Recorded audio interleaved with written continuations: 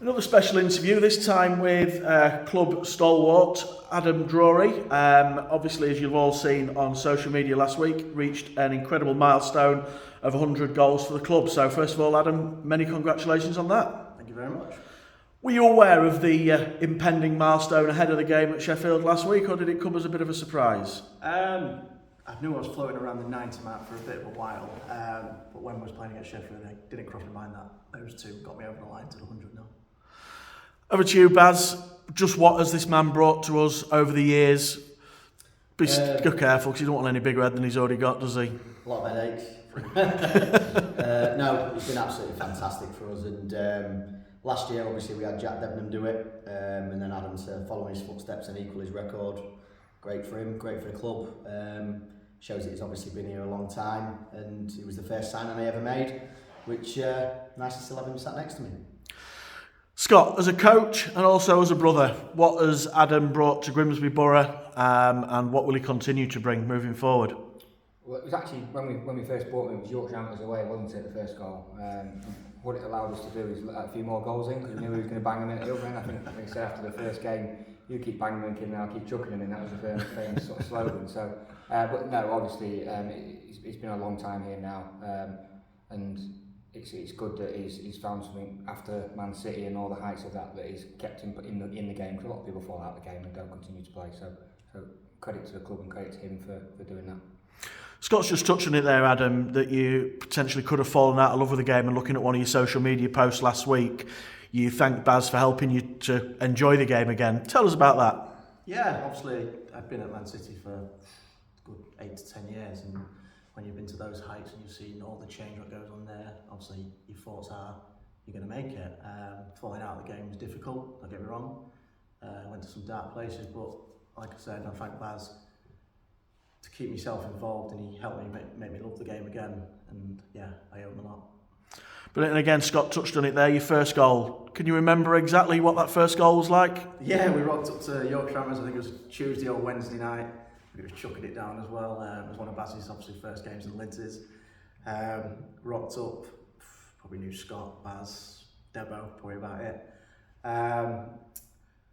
Yeah, Scott got lobbed from the halfway line. And then, to be fair, my first goal wasn't really anything to shout about. The ball's gone back to their keeper and it took a nasty bobble over his foot.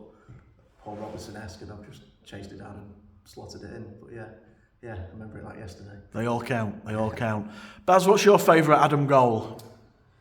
I've got to say the one that probably sticks out for me is when we played Hallam in the semi-final of NCL 1, I think it was. It was 2-0 down at half-time. Probably the first real game I probably felt like a proper manager that half of the game, half-time should I say. Went in, give him a little bit of a rocket, and I think Adam scored the goal to make it 3-2. We won that game. Yeah, that's probably my favourite one. He has scored some good ones along the way. He scored a good goal, I think it was to get his hat-trick against, was it All Round? Yeah, from the halfway line-ish. That was another one that was good. And I really enjoyed his 100th one the other night. Really enjoyed that. So, yeah, just a few along the way, sorry. What about you, Adam? What was your favourite goal in a Borough shirt?